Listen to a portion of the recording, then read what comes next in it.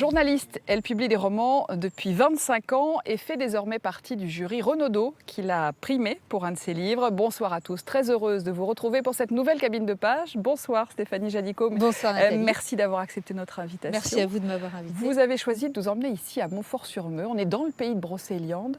C'est un pays qui est inspirant pour un auteur. Alors pour un auteur en général sans doute parce que c'est plein d'histoires, mais c'est inspirant pour moi parce que c'est là où j'ai passé mon enfance et j'ai été nourrie pendant toute mon enfance par les légendes de la table ronde, surtout Merlin, Viviane, enfin voilà, ça a été inspirant pour moi en tout cas. Alors cet univers étrange, fantastique, mythologique, même on le retrouve dans votre dernier roman, L'île du docteur Faust, qui vient de sortir tout juste chez Albin Michel. L'histoire commence sur un quai du côté de Douarnenez à la nuit tombée. 9 femmes attendent l'arrivée d'un passeur mystérieux qui doit les emmener sur une île au large pour suivre un programme qui leur promet de retrouver leurs 20 ans. Qui sont ces femmes? Qu'est-ce qui les a convaincues de participer à ce programme?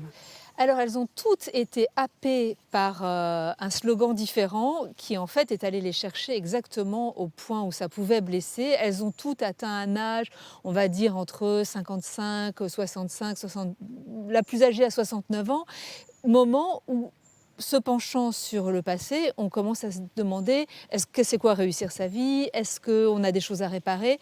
Et tout le monde a quelque chose à réparer. Donc en fait, ces femmes représentent toutes quelque chose de différent à réparer. Il va y avoir celle qui, ayant eu 5 enfants, regrette de ne pas avoir eu du temps pour elle, mais celle qui n'a pas eu d'enfants et regrette de ne pas en avoir eu, celle qui a tout sacrifié à sa carrière, celle qui n'a pas réussi à mener sa carrière. Enfin bref, elles représentent tout ce qui peut faire qu'une vie n'est pas entièrement satisfaisante. Alors, seule l'une d'entre elles n'est pas là pour cela. Elle est journaliste et romancière. Est-ce que sous les traits de cette Sydney qui tente de résister à la tentation, il y a une Stéphanie Jadicot qui se cache? Ce n'est pas moi, mais évidemment, elle a beaucoup de mes questions. C'est-à-dire que si j'étais moi confrontée à un Faust, une Faust d'ailleurs, qui me propose de revenir vers ma jeunesse, est-ce que je céderais à la tentation ou est-ce que j'aurais le courage de devenir vieille? Pourquoi vous avez choisi de revisiter ce mythe de Faust? Alors déjà, les mythes me fascinent. C'est pas la première fois que je revisite un mythe. Enfin, j'ai fait Scheherazade. Enfin, c'est pas vraiment pas la première fois. Celui de Faust me fascine depuis longtemps. Et je crois que je suis arrivée justement à cet âge où traiter le mythe de Faust, c'est me projeter vers l'avenir et de savoir qu'est-ce qui me donne envie de me projeter vers l'avenir. Et alors, pourquoi avoir fait de Faust une femme? Justement parce que Faust, c'est pas seulement la jeunesse, c'est pas le retour vers la jeunesse, c'est la connaissance et à travers la connaissance une forme de pouvoir. Or aujourd'hui, je trouve qu'étudier le pouvoir au féminin, ça me paraît complètement d'actualité. Vous posez une question en toute ouverture de roman. Aurons-nous le courage de devenir vieux? C'est une question à la fois très personnelle et universelle. Écrire des romans, c'est aussi pour vous une façon d'essayer de trouver vos propres réponses? Tout à fait, même de manière absolument certaine. J'écris pour aller vers ce que je ne connais pas encore, c'est-à-dire des réponses à mes questions. Et c'est parce que je ne sais pas y répondre que j'écris le livre. Et là, est-ce que cela vous a aidé? Oui, alors là, très certainement, je crois qu'aujourd'hui, j'ai trouvé une forme de légèreté et d'envie d'aller vers l'avenir et d'aller vers un personnage qui est dans ce roman et qui alors symbolise vraiment le bonheur d'être très très très âgée, puisqu'elle est centenaire, Zoyade. et qui est Zoyade. Voilà. Et elle a trouvé la légèreté, le plaisir de l'instant, et c'est vers ça que j'ai envie d'aller. Alors nous parlions jeunesse, jeunesse éternelle. Jetons un coup d'œil à présent vers nos châteaux de sable pour rester dans votre univers. J'ai choisi ces légendes de Bretagne avec Logoden de Tristan Pichard et Olivier Rublon, publié chez l'éditeur finistérien Locus Solus. En suivant la petite souris bleue, on découvre des grands personnages emblématiques des contes de la région et on apprend même à les dessiner, comme par exemple Dahu, issu de la légende de la ville d'Is, à laquelle vous faites allusion dans votre roman.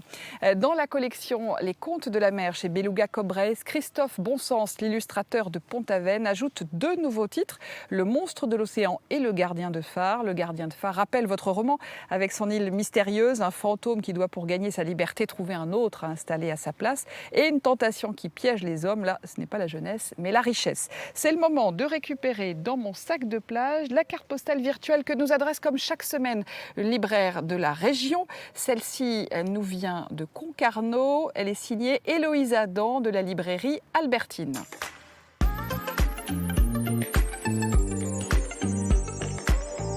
j'aimerais vous parler de la bande dessinée George Sand, fille du siècle, par Séverine Vidal et Kim Consigny. C'est une biographie, celle d'Aurore Dupin, qui en plein 19e refuse l'assignation à une vie dite de femme pour devenir l'écrivaine George Sand. C'est aussi un coup d'œil sur une époque politiquement bouillonnante. C'est une réflexion sur l'art et sur la littérature, et c'est une romance folle puisque George Sand a eu des amours avec les plus grands artistes de son époque. C'est un livre qui non seulement donne envie de lire George Sand, mais qui donne envie de vivre aussi intensément qu'elle.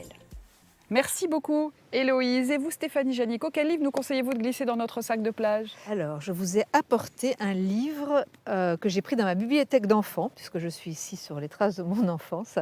Et j'ai retrouvé Le mystère de la chambre jaune, qui est un roman qui m'avait énormément plu.